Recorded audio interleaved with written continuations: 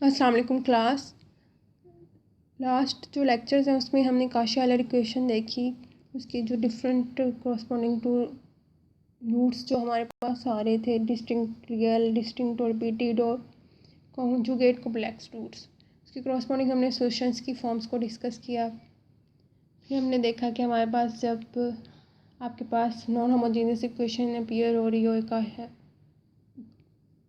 किसी भी differential equation with variable coefficients के अंदर, तो उस केस में हमने वेरिएशन पैरामीटर्स को यूज़ करते उसका पार्टिकुलर सॉल्यूशन फाइंड आउट किया। लास्ट पे हमने फिर ये भी देखा कि आपके पास जो भी कोई डिफरेंशियल इक्वेशन होती है विद वेरिएबल कोफिशिएंट्स, आप उसको रिड्यूस कर सकते हो किसी भी differential equation with constant coefficients के अंदर। आज का जो लेक्चर है इसमें हमने देखना है solving systems of linear differential equations bye eliminations. अब ये हमें system of linear differential equation से ही पता चल रहा है कि अब जब आपके पास जो डिफरेंशियल इक्वेशंस हैं एक से ज़्यादा अपीयर हो रही हो, एक सिस्टम आ रहा हो।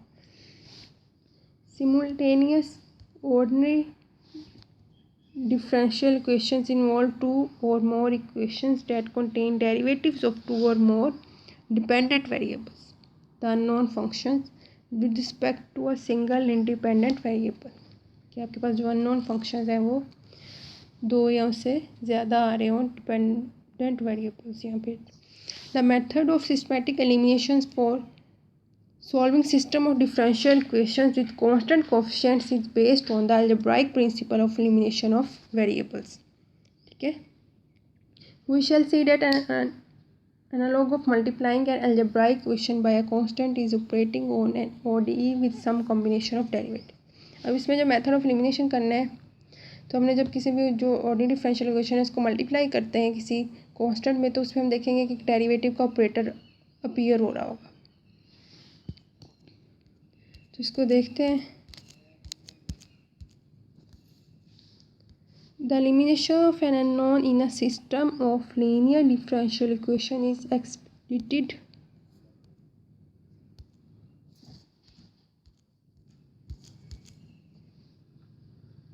by rewriting each equation in the system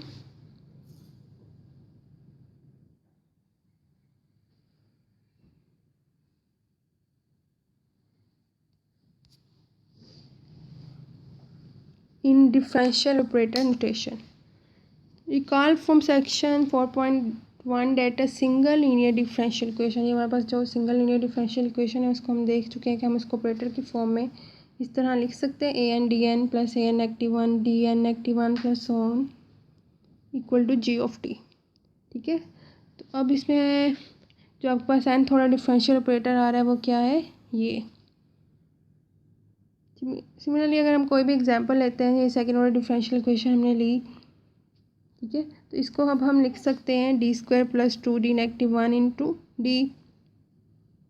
ठीक है, और ये Y double prime plus negative three Y, ये इस तरफ आके नेगेटिव थ्री वाई हो जाएगा, तो D square negative three into Y, और ये आपके पास इक्वल आ गया साइन टी के। सिमिलरली इसकी क्वेश्चन को देखें तो एक्स को आप इधर ले आए, वाई को भी इधर, तो ये आपके पास D negative four into X plus D negative two into Y equal to exponential of negative T. अब ये हमारे पास एक सिस्टम बन जाता है। Solution of a system. A solution of a system of differential equation is a set of sufficiently differentiable functions x equal to phi 1 t, y equal to phi 2 t is equal to phi 3 t and so on, that satisfies each equation in the system on some interval I। तो हमें पता है जब कोई differential equation है, कोई भी जो फंक्शन है उसका सोल्यूशन तब होता है कि जब हम उस की वैल्यूज इक्वेशन डिफरेंशियल इक्वेशन में सब्स्टिट्यूट करें तो एज अ रिजल्ट वो उसको इक्वेशन को सेटिस्फाई कर रहा हो। Method of solution, method of solution हम देखते हैं। उसके लिए हमने क्या किया, कोई भी simple system of linear first order differential equation ले लिए। अब इसको हमने देखा तो हम इसको लिख सकते हैं D X negative three Y equal to zero, और ये two X negative D Y equal to zero. अब क्या किया, operating on the first equation in one by D, first equation को हमने डी से हाई multiplying the second by, second equation को किससे मल्टीप्लाई कर दिया, नेगेटिव थ्री से। Then adding eliminates Y, y के साथ d आ रहा था, फर्स्ट इक्वेशन को d से मल्टीप्लाई कर दिया, ऊपर y के साथ -3 आ रहा था, सेकंड इक्वेशन को -3 से मल्टीप्लाई किया। एज अ रिजल्ट हमने इनको ऐड किया तो हमारे पास जो फॉर्म बन जाती है वो इन दी फॉर्म, उसमें सिर्फ x अपीयर हो रहा है, y आपके पास एलिमिनेट हो जाता है। d square x -6x = 0। अब इसकी अगर ऑक्सिलरी फॉर्म देखें तो हमारे पास m1 √6 आ जाता है और m2 -√6 आता है। इसका मतलब है हमारे पास डिस्टिंक्ट और रियल रूट्स आते हैं, उसके कॉरस्पॉन्डिंग हम देख चुके हैं। जो आपके पास जनरल सोल्यूशन है उसकी फॉर्म क्या आ जाती है, c1 exponential of m1 t + c2 exponential of m2 t। तो ये हमने फाइंड आउट कर ली। सिमिलरली सेकेंड जब हमने y निकालना है उसके कॉरस्पॉन्डिंग में हमने यही किया, मल्टीप्लाई किया फर्स्ट इक्वेशन को 2 से, सेकंड को d से और सब्ट्रैक्ट किया तो आपके पास ये x एलिमिनेट हो जाता है, on the form of y आपके पास डिफरेंशियल इक्वेशन आ जाती है। अब इसके हमने जब ऑक्सिलरी फॉर्म देखी तो उसके कॉरस्पॉन्डिंग भी हमारे पास जो फॉर्म्स आ रही हैं, जो रूट्स आ रही हैं वो √6 और -√6 आ रहे हैं, तो y भी आपके पास ये आ गया। अब अगर हम x 2 और 3 को देखते हैं तो ये हमारे पास जो गिवन सिस्टम है ये इसको सेटिस्फाई नहीं कर रहा, ठीक है, क्योंकि आपके पास कोई भी जो फंक्शन है वो तभी सोल्यूशन होता है जब वो गिवन इक्वेशन को, गिवन सिस्टम को या गिवन डिफरेंशियल इक्वेशन को सेटिस्फाई कर रहा हो। Now 2 and 3 do not satisfy the system on for every choice of C1, C2 and C3 and C4 because the system itself puts a constraint on the number of parameters in the solution that can be chosen arbitrarily। जब आप इसको substitute करके देखोगे तो आपके पास ऐसे वो कुछ वैल्यूज़ आ रही होंगी जिसके क्रॉसपॉन्डिंग वो आपके पास इस इक्वेशन को सेटिस्फाई नहीं कर रहा होगा।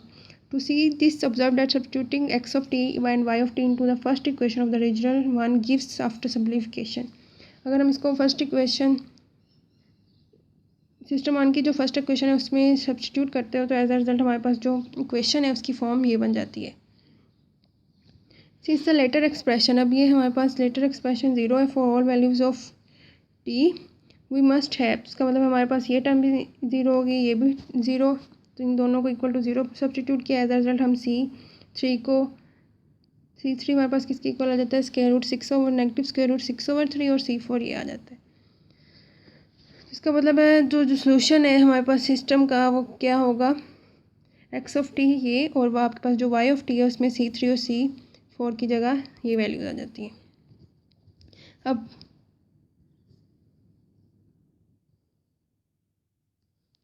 अब अगर आप सिमिलरली जो है 2 और 3 को सेकेंड इक्वेशन के अंदर सब्स्टिट्यूट करते हो सिस्टम की, पहले हमने फर्स्ट इक्वेशन के अंदर सब्स्टिट्यूट करके ये देखा, तो आप सिमिलरली देख सकते हो कि जो आपके पास सेम रिलेशनशिप भी होल्ड करता है। तो ये हमारे पास सिस्टम ऑफ एलिमिनेशन का एक मेथड है। सिमिलरली जो एग्जांपल 1 है इसमें इसी को फॉलो किया गया है, इसको आप लोगों ने देख लेना है एग्जांपल 1 को।